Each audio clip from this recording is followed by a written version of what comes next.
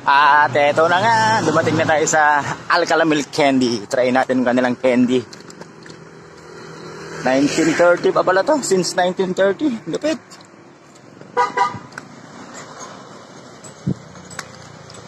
Bukas na ba siya? Parang bukas na siya. Please fall in line.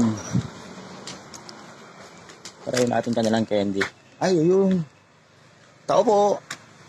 Good morning. Ano yung candy nyo? Si Alcala. Try natin ganyan. May mga kalabaw. Kalabaw. Ito na yung kanilang tiyan nyo. Alcala Milk Candy. Original since 1930. Grabe, tagal na. Sige, ito try natin.